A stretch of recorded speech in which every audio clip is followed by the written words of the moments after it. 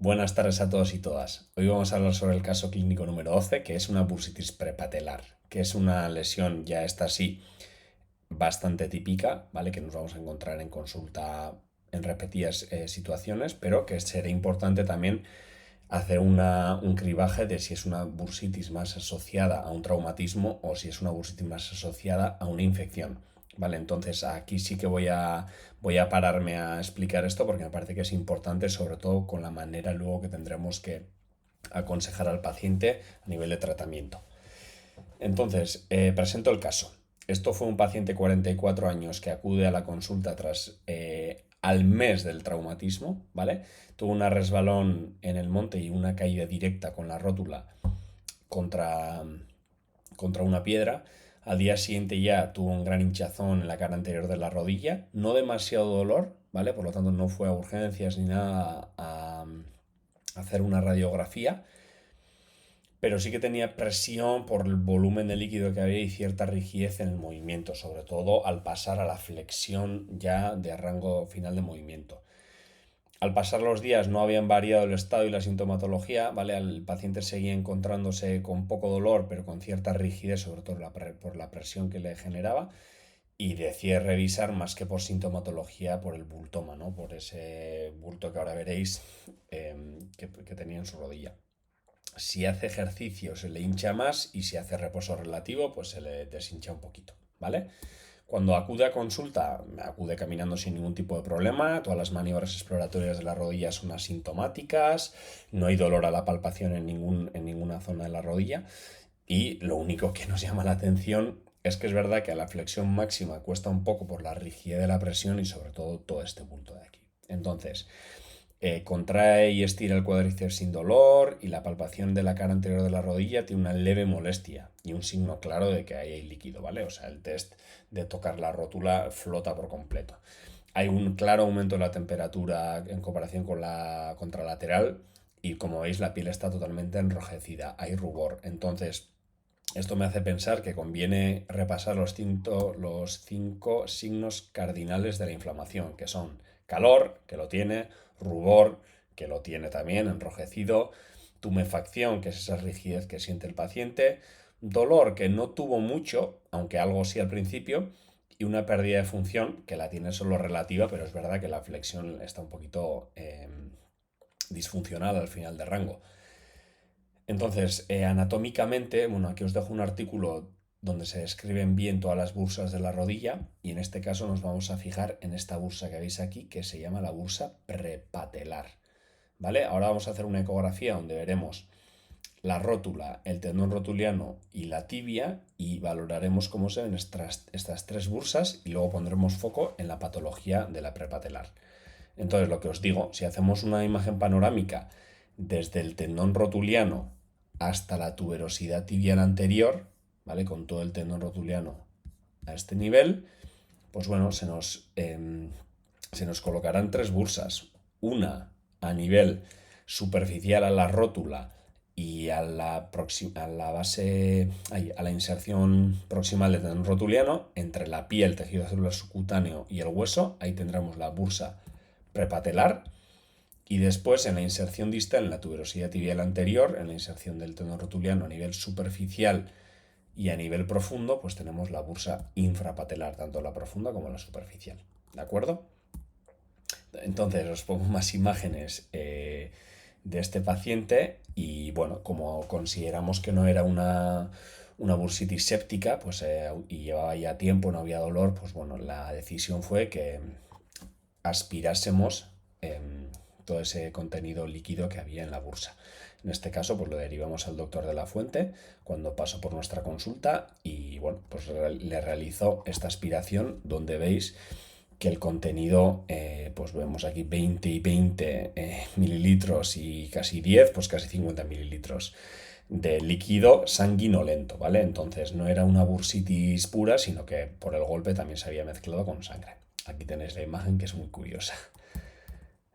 Entonces, por hacer un poquito la diferenciación, aunque esta bursitis era clara que era una bursitis asociada a un traumatismo y que no tiene nada que ver con las bursitis sépticas, me parece interesante que pongamos foco en entender cómo son las sépticas también. Aquí veis una imagen de una bursitis que aquí claramente hay una infección, se ve que aquí hay un corte donde han intentado ya hacer un drenaje para intentar sacar todo el pus y todo el contenido infeccioso de la zona. Y bueno, aquí hay un par de artículos que lo explican y a mí me gusta mucho este algoritmo que proponen, que es el management, o sea, el manejo de la bursitis superficial en la rodilla. Entonces, ¿ha habido una historia de un traumatismo reciente? Sí. Pues entonces valoramos si ha habido alguna fractura o algo así por el golpe. En el caso de este paciente no había ningún golpe, o sea, perdón, ninguna fractura. Entonces, en el caso de que sí haya una sospecha de fracturas, se hace una radiografía. En caso de que sea positiva la radiografía, pues bueno, se le da un tratamiento traumatológico para curar la fractura. En caso de que se sospeche, pero que no exista ninguna fractura al final en radiografía, pues se mira a ver si hay signos de infección.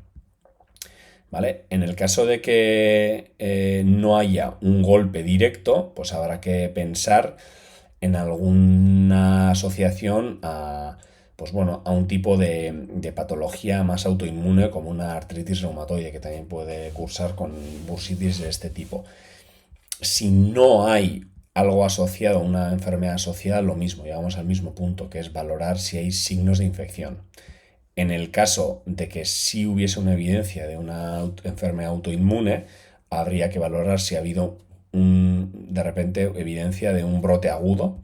En el caso de que sí la realidad es esa, pues se aspira el contenido de la bursitis y se le puede dar una inyección de esteroide para acallar este brote agudo, y también habrá que poner foco en tratar la patología de base. En caso de que no haya ninguna, aunque tengas esa enfermedad, no haya ninguna asociación a un brote agudo, pues pasamos otra vez a esta fase que es, hay signos de infección. Si no la hay y hay una bursitis clara, pues se considera la aspiración, como hicimos con este paciente, para el alivio de los síntomas. Y luego se le ofrece tratamiento conservador, que es pues, evolución paulatina, de una progresión gradual a hacer actividad. Si en el caso de que sí que hay signos de infección, se sospecha de una bursitis séptica y se confirma que lo es, pues se aspira y se da antibióticos. En caso de que no esté claro, se realiza una resonancia magnética o en este caso una ecografía Doppler a color, incluso una analítica, para ver si hay signos de inflamación. Si saliese positivo, aunque no estaba claro, de nuevo se aspira para quitar todo el contenido séptico de la zona y se le da antibiótico al paciente. En caso de que sea negativo, pues se considera aspirar para el alivio de los síntomas, pero no se da antibiótico. Si se alivian los síntomas, pues ya estaría, la bursitis ya está curada, y si no, pues se valora en qué zona del algoritmo pues hemos fallado. Me parece un algoritmo súper interesante para el manejo. Aquí os lo dejo.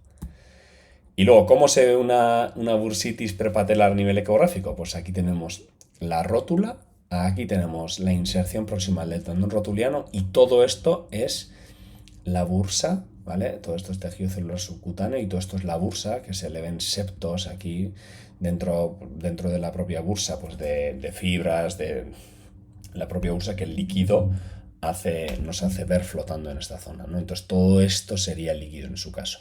Como es el caso del paciente, sabemos que es un líquido muy líquido, pero que tiene una asociación de líquido tanto bursal como, en este caso, sanguinolento. Aquí tendríamos una imagen para que veáis cómo flotan, ¿vale? O sea, literalmente, la imagen que hemos visto antes de toda la pelota encima de la rodilla es como se ve a nivel ecográfico en movimiento, ¿vale? Que es que flota directamente y se ve como las fibras están ahí en movimiento. Tenemos aquí otro caso, ¿vale? Que aunque este ya sea de un mes, en este otro siguiente el paciente acude con bastante más tiempo a la consulta y ya podemos ver que, otra vez, rótula, inserción proximal del tendón rotuliano, y esto es la bursa. Bueno, aquí tendríamos un paquete, probablemente ciertas fibras del paquete neural del safeno, pero bueno, ahora no estamos a esto.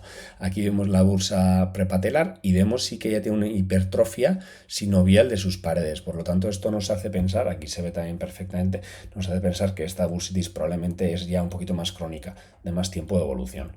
En el vídeo también veis que hay menos líquido, pero la hipertrofia de las paredes nos marca, pues eso, larga evolución. Por lo tanto, séptica no será porque si no daría bastante más problema al paciente de antemano. Aquí tenemos otro caso, que veis que todos son bastante parecidos. En rótula, tendón rotuliano, rótula, tendón rotuliano, la bursitis en ambos casos, aquí otra tercera. Entonces, es muy fácil de diagnosticar y en estos casos veis que cuando no es séptica, la imagen de dentro sí que es muy fluida y se suele ver un líquido completamente anecoico en la ecografía. En cambio, si nos vamos a la bursitis séptica, ¿vale? Este fue un paciente que, veis, es igual la bursa. Es verdad que al tacto, en vez de estar tan fluido, está mucho más duro y veis que hay un contenido como dentro de la propia bursa, me da un contenido totalmente líquido y hay un contenido más pastoso, que es ese pus, ¿no? Esos falcelos que están generando ahí en la infección. Y cuando activamos el Doppler, que no os lo he enseñado en las anteriores, pero en las anteriores el Doppler es completamente negativo, en esta sí que vemos que hay una captación clarísima, como veis aquí, ¿verdad? Como circunscribe todo el área de la bursa, toda esta captación de Doppler en el área de la infección. Entonces, bueno, que sepáis como detalle que el 80% de las veces la bacteria que afecta a este tipo de infecciones cerca de lo que es el tejido cutáneo en el cuerpo es el Staphylococcus aureus, ¿vale? Entonces, aunque no sea nuestro trabajo, el tipo de antibiótico de X espectro que haya que darle, pues tendrá que normalmente poner foco en tratar esta bacteria. Aquí tengo la bibliografía que antes os he explicado, así que si queréis algún artículo aquí lo tenéis. Y bueno, muchas gracias por vuestro interés y atención. Ha sido un caso clínico corto, pero creo que muy visual y sobre todo la importancia de valorar bien esa diferencia entre la bursitis traumática, entre la bursitis, vamos a decir, autoinmune por un brote de una enfermedad como puede ser la artritis reumatoide y una bursitis más del tipo séptico. ¿Vale? Muchas gracias y un abrazo a todos.